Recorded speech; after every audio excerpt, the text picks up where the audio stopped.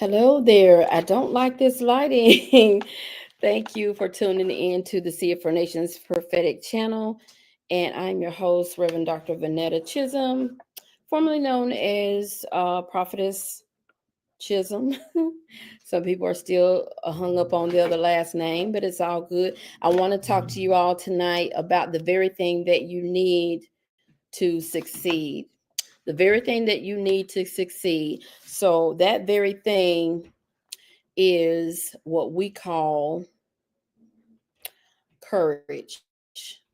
So I asked everyone to come on tonight because this video is going to assist you in readying yourself for one of the most challenging periods of your life. I believe that faith combined with these other components has been a powerful catalyst since the ancient times. And I can confidently say if you can combine these two components together, then you will succeed in a major way with your endeavors or facing some situations in life. So I was kind of like reflecting on situations where people have phobias, people have issues with just getting up in the morning, just doing daily tasks. And a lot of people say, well, I can't believe that they're afraid of this or that. So your enemy, your first enemy is fear. And there's an acronym for fear that says false evidence that appears real. Of course, we live in a real world, but when you're fearing, you have like an outcome that hasn't even happened yet. You feel like, well, if I say this or if I do this, then this is going to happen or that's going to happen. I just say that is the very thing that you don't want to do. It's like your mind is overactive. So you want to leave room for your mind to have positive and to hear God, what God is saying about your situation.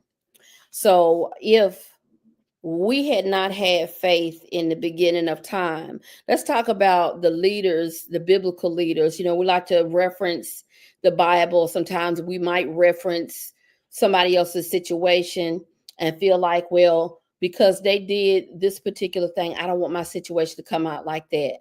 But God didn't tell you that your situation or that your outcome was going to be the same. If God gave you a vision for something, he gave it to you for a reason. That vision came to you from a powerful source. And like I like to tell everybody, when God starts dropping information and dropping resources in your spirit and you didn't come up with the idea, I would say I'm not smart enough to come up with that. So I that that it was the Lord. I know that it was the Lord. So I think sometimes when we doubt, we backtrack and we doubt, which is human nature, and that's okay. When we backtrack and we doubt, I think we kind of slap God in the face. I think we kind of doubt his power. We can doubt our power because we don't really have any, without him. However, if God gives you something and you have fear, I think the only thing that we're worried about is what other people will say.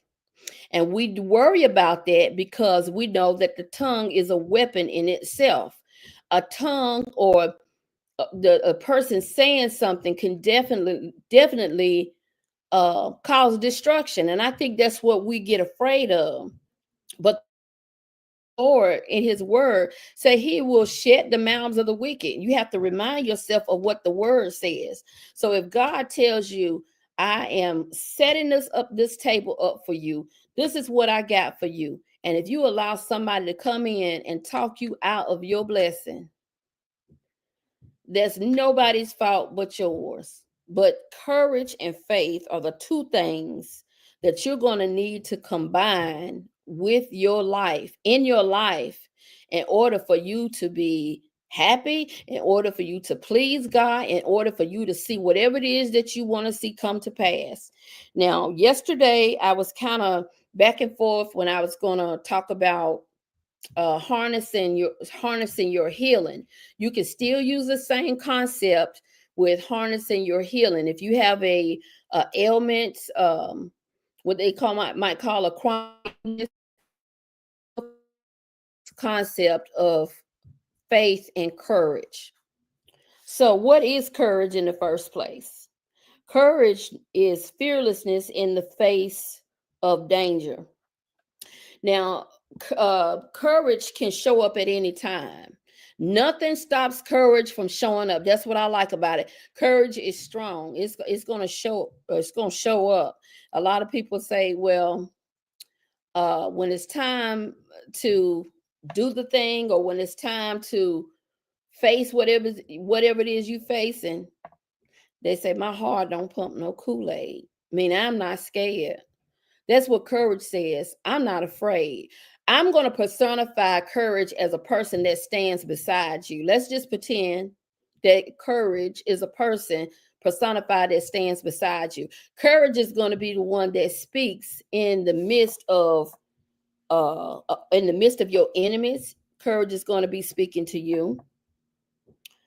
When you're intimidated, in your old age, sometimes your body can speak against you, and courage will be right there. You may feel like, okay, well, I'm too old to do this, or I'm in pain, and my body's not doing what it should do. Courage will speak to that. It will tell you, you can get up out of this bed. You can try to walk. You got your faith combined with courage. So if we got faith on one side talking to you, ministering to you, you can have courage on the other side speaking to you. Y'all have to forgive me for this weird background, but it is what it is. But nevertheless, in biblical history, there were leaders that if they didn't have courage, you wouldn't have the outcome of the story that you read today. You've got Joshua, Gideon, you've got King David is the most significant. Now, let me tell you something about this story. My mom and I were talking about this today, about the story of King David, when Jesse, David's father, had to line up all his sons. Now, David was his son too, but David wasn't even in the lineup. David wasn't even in the lineup. So you may feel somewhere today that you might not be in the lineup, or somebody might tell you or assume that you don't have what it takes, or that you are not ready for the blessing that's about to come upon you. But God is going to put you in the lineup. The Bible tells you, go reading in the story of David, he was out there attending to the sheep, and they getting ready to pick a king. Why they didn't call him in on it? Because somebody else's perception of you may keep you out of the lineup. But when it comes to God, he will call you from wherever you are. This is speaking to somebody who think they don't qualify. You qualify, sir and madam. You qualify. You qualify because you're listening under the sound of my voice. You qualify for whatever it is that you believe you are worth having, or whatever you deserve, or whatever you're striving for. You qualify. So God is calling you in from outside to get in the lineup. The rest of the story of David goes along where the prophet came in and said, "Are these all your sons?" David's still outside. "Are these all your sons?" God will show it up. God will show up when somebody is trying to overlook you and not give you your respect, not give you your honor, or try to stop you from having what you deserve. Hear me loud and clear. God will call it all out in the open. So yeah, they had to go and get David. They went and got David from out of the field. David been in with sheep all day, probably was smelling like sheep, you know what, and everything else. But God told the prophet, that is the man who is the next king. This is the boy who was the next king. He was younger than all his brothers. Now, what do you got to say about that? What looked like it shouldn't be, or what looked like isn't equipped or qualified or ready, God will show you something. God gonna use you as a poster child for success. God will use you as a poster child for overcoming or not being afraid. God is going to make your naysayers, like he says, I will prepare a table for you in the presence of your enemies. I'm going to let them look. Y'all go around and y'all blocking people from watching you and Xing this one out and running from folk. God do not want you to do that. Because in this situation, when he takes you to another level, when he give you a blessing in your life, or he blesses other people to come into your life that mean you some good. Hello. When he blesses you, when he takes all your fears away, he wants people to see that, because out of your mouth will come the testimony of who did it. Now, don't go out here messing up that when God bless you, you're going to say you did it all yourself. Now, remember, we talking about courage, because at one point back here, you were scared. One point back here, you was forgotten about. One point back here, you were left out of the lineup, or you feel like you didn't qualify. Let me tell you right now today, faith and courage are your friends. Faith and courage is who is going to minister to you from this time we get off this video to the next time. Hopefully the next time I see you or talk to you, that you'll have a testimony or telling how God turned that situation around, or how God got these people off of your back. You know, the enemy send people after you to throw darts at you, to try to discourage you, or you crazy to think that that's going to work. But if God gave it to you and he told it to you, if God be for us, who can be against us? That's the word. You got to pick that word up, because that word is like a contract. That word is like your paperwork, your authenticity of from heaven. Can't nobody reach up in heaven and get nothing like this. It comes down from him. The blessings come from above. So whatever God bestow upon you, he gave it to you and nobody else. And he'll even tell you who to share it with. You got work to do. Some of y'all have been gifted with healing, laying on of hands. You lay hands on somebody in faith, you're like an open portal for healing. That all you got to do is do that ET thing. ET, that movie was trying to tell us something. You're thinking about the wrong thing. Your focus is wrong. He's telling you need to connect. You need to connect to God. You need to connect that faith and that courage together to manifest what you want.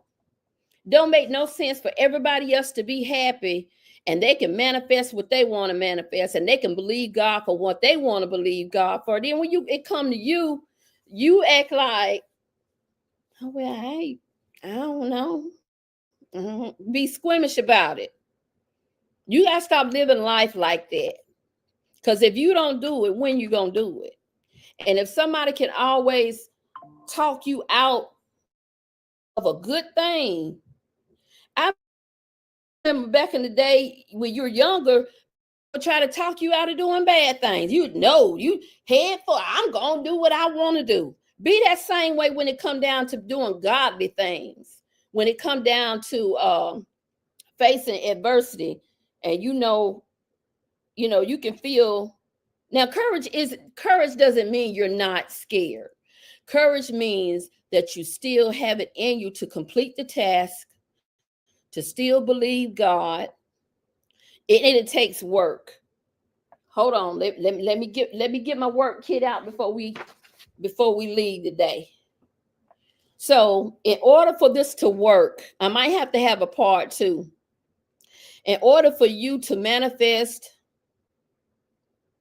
your purpose in God, your happiness in life, your health, or your wealth, you're going to have to focus on these things, and courage is going to push you to do it. Faith is going to keep your mindset connected into the source, which is God. I'm going to make this make sense. Courage is like an iron where I plug into faith, the electric, and the electric source is God. None of this is going to work. You're not going to iron out anything unless you plug into the source, unless you have the equipment, the courage, and the faith. So, one of the ways that we can plug into manifesting what God told us, or what we want, or what we believe God for, don't forget to like, share, and subscribe. If you feel like this video is helping you, I'm sure it'll help somebody else. So first of all, you got to take an account to self-reflection and being aware. You have to understand your own values, your own feelings, and your motivation. So if we're going to understand our values, because everybody don't have the same values we do. Sometimes we get married to people that don't have the same values as we do. That's conflict, that adds stress. You got to understand and stand flat-footed about your values or your morals. You got to be self-reflective and aware of what you're feeling. Don't deny what you're feeling. If you're feeling stressed out, recognize it. If you're feeling sad, depressed, recognize it. Because to overlook it or act like you're not feeling it or not going through it, then you really can't get the help that you need. That's like going to the doctor and something is wrong, or you tell the doctor there's something wrong. He tell you this is the reason why, but you was like, oh no, I didn't tell you something was wrong. Well, why are you here? Then you become a liar. So you don't want to start lying to yourself. I feel like when you start lying to yourself, you are betraying yourself. If something isn't going right, don't deny that. Don't go, oh yeah, I'm good, I'm fine. Yeah, right. So we're talking about being aware. Recognize your strengths and weaknesses to get an understanding. You got to know yourself. You got to know yourself. The second one is to practice peace, areas of peace, so that you can meditate and listen to another voice other than the chatter or the fears talking, or worrying about somebody else talking about um you or what your outcome is or your situation. You can't live for other people and they can't live for you. You got one body, and can't nobody jump in it but me. Your body, can't nobody jump in it but you. That's you. So you have to practice meditation.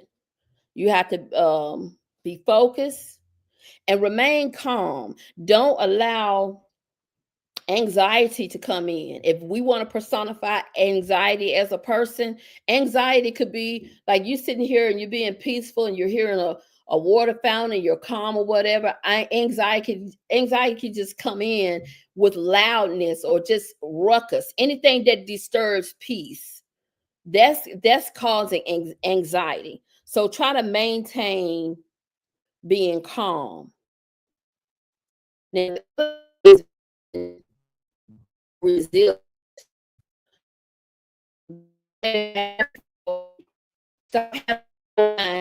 Bible says a man that mind I can't receive anything from God. And go to God and say, hey, God, this left in his hand. And you go be like, I don't know. I don't know. I don't know. How is he supposed to package that up every time you change your mind back and forth, or every time you're not sure about receiving what you asked him for?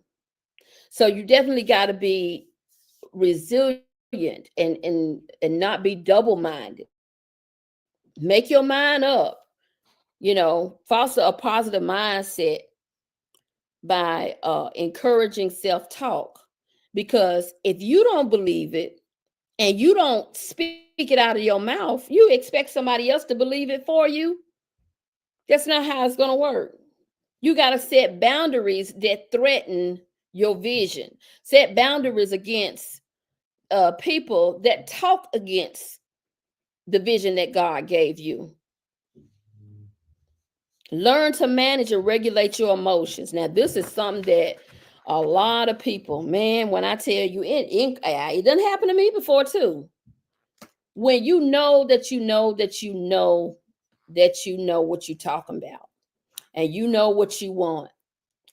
And when you know what you want, and somebody makes you so upset with a comment, if you believe that you're going to receive what you want, there's no need to get mad. There's no need to just come out of the bag about it, because you're showing that it's a threat to what you believe, that you're shaky on your faith. You're shaky on your belief of receiving what you believe that God gave to you, or how you want things to be. So emotional regulations is important. I didn't mean to sit and write a book tonight, but I feel like somebody needs to hear this. And we're only 22 minutes into the video. You'll be fine. And you have to build supportive relationships. Surround yourself with positive people who encourage. The word encourage, the word courage is in encourage. People who pour courage into you.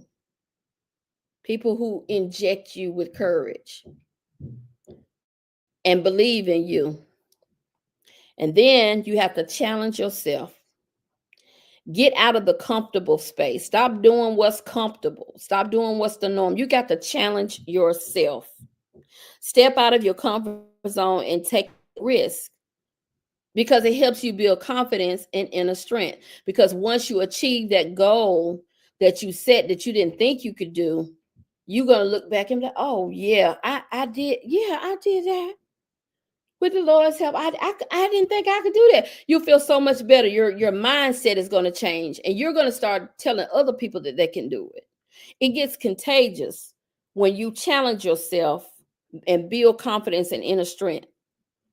So also, in the midst of you going through, and I'm not saying that this journey of having courage is easy. You got to prioritize your health, your mental health, one, because the mind body ain't no good without the mind, to be honest.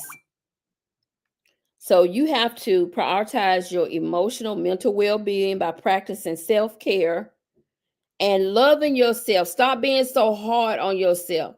I mean, it makes no sense to let the world beat you up, let other folks beat you up, talk junk about you behind your back, doubt you, and you go through all of this stuff, and then you gonna turn around and do it to yourself. No way. We don't do that. So self-care and self-compassion. Prioritize your physical, emotional, mental well-being, self-care. Treat yourself with kind. Be kind to yourself. And indulge a little bit. Go get a massage. Go get your feet done. For all that you do for other people, for watching everybody else be happy and do whatever they do, you deserve that too. You deserve a little sprinkle on you too. Why count yourself out? So all of this, I said all of this tonight. I was wrestling with the concept of how am I going to talk about the tools to manifest, or what does it take to overcome. It take courage. It don't always have to be a threat of danger for you to have courage. Some people need courage just to be able to deal with other people, work. Some people need courage. They got phobias and fears. So courage can come in any given situation. Some people are trying to purchase homes. They might not have the courage to do it. They might feel like I don't qualify for nothing, or that you're having a hard time. You need courage to go through the next day. Some people need courage for the next day to deal with whatever they're dealing with. You have domestic situations where some people want out. They're in abusive situations, but just don't have the courage to save their own life. It gets real.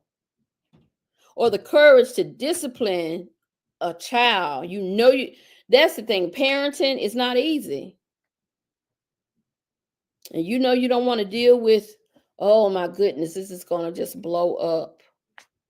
Or some people don't have the courage to say things that need to be said. It's not what you say, it's how you say it. But you still have to have the courage to say it. I can just come up with so many different scenarios where people need courage. And God is telling you tonight, the courage is there. Just apply the faith to the source and we can work it out. He will work it out. So those things are, in a nutshell, what I wanted to talk about. I thought I was going to talk about healing, but like I say, these things you can apply to anything. So you need this tool to handle this situation. And one of the strongest weapons you need to handle this situation is courage. And know this, that God has your back. He has your back. And you got the paperwork to prove it. And that's the word of God. That's the paperwork right there. Follow what he says. If he gave it to you, what they say, if he brought you to it, he gonna bring you through it. And sometimes you might have to close your eyes and just walk on through, or not even listen and just walk on through. That's how it works sometimes. So don't forget to like, share, subscribe, share the light if you want to. You can also support by PayPal and Cash App. Support the ministry. Share the video. Just share the video. Subscribe to the video. Okay, good people.